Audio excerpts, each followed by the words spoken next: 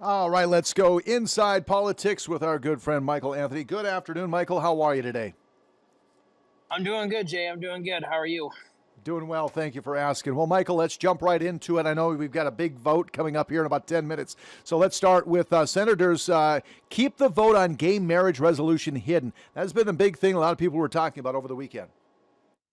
Yeah, so let's get started. We'll try to make this quick because, yes, we do have some big votes in the Senate I need to get to. So, real quick, this was the resolution to overturn gay marriage. Officially, it would have virtually done nothing, more of a Mm-hmm. symbolism vote. But essentially, the resolution failed, but they made sure to keep their votes hidden through a verification process. That means we would have got the vote result. We just don't know which senators voted which side. An attempt to get it to be made public was attempted. They needed 8 senators to support the move, and they only got 6. 4 Democrats and 2 Republicans. The 2 Republicans being Michelle Axman and Sean Cleary here of Bismarck. But the attempt failed. But either way, the resolution was done, and a big sigh of relief for many opponents that were in opposition to this bill We did make national or news. resolution, I should say. I this morning, early this morning, I had a chance to interview 5 former North Dakota Teachers of the Year and lawmakers looking to establish charter schools in the state of North Dakota. They were, of course, in opposition. Where does that sit right now, Michael? So we're still waiting on a recommendation. We're expecting that to be sometime this week. But again, charter schools are a more specialized version of public schools. They're all public, but they just operate a little differently. Still got to do the same things that all public schools do, but a little more specialized than normal public schools. The opponents there argue that these public or our public schools, as it is in North Dakota, can be just as specialized and are working to be as specialized as charters. So what's the point?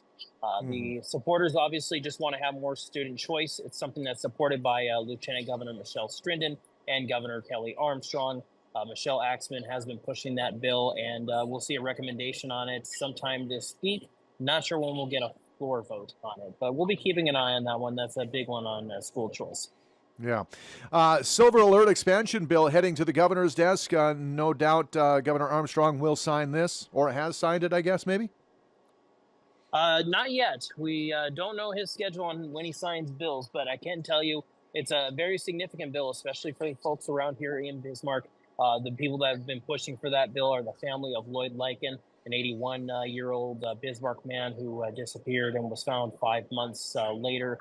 The family's very excited to have that bill passed. And what it essentially does is expand the opportunity to use a silver alert for missing elderly people that may be considered in grave danger. So, big win for people, for seniors and families that are concerned about their senior, maybe if they don't live in the same area. Yeah, Michael, we'll let you go after this. 5 minutes away, there's a Prairie Public bill that is up for vote. Tell us a little bit about what that is looking like, or what's happening with that. It's anyone's guess how the Prairie Public bill will go. That's going to be voted on here in just a few minutes, and that's where I'm going to head to next after this. But essentially, this bill would keep or would defund Prairie Public. Funds wouldn't be used towards any public broadcasting. When we had the hearing a few weeks ago about it, the big concern was that public broadcasting may be too broad a term. What about the emergency alert system that's used for public broadcasting? What about state radio that uses first responder communication for big emergencies? So that's something we'll see how it goes. It does have a do not pass recommendation, but if it were to pass, I assume they'll do the same thing the House did and throw it through appropriations first and have another vote. Kelly Armstrong, well, he didn't give me a sign of how he would sign, whether he would sign or veto the bill. He did say that Big Bird is a national treasure, and Dave Thompson, the host of Morning Edition on Prairie Public, is a state treasure. So take that All as you right. will. Well, very good. We're going to let you go, but is there anything that we need to, as viewers and, of course, monitoring this legislature, we should keep an eye on coming up this week? Well, I can tell you tomorrow, I think the big talk will be on the education savings account bill, and that is where some dollars may be given to students to use for whatever means they want. Say it's for tuition, for school meals, for any education expenses, for books, stuff like that.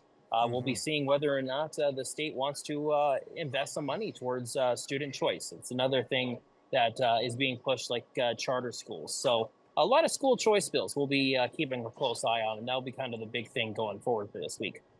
All right. Well, Michael Anthony, thank you so much. Inside Politics this week with Michael. Appreciate your time, pal. We'll catch up with you again either next Monday at this time, or if something big breaks, you jump in with us, all right? Yes, sir. Sounds good. Thank you. All right. It is now 8 past the hour. Let's take a quick break. We'll be right back here on KFYR Plus.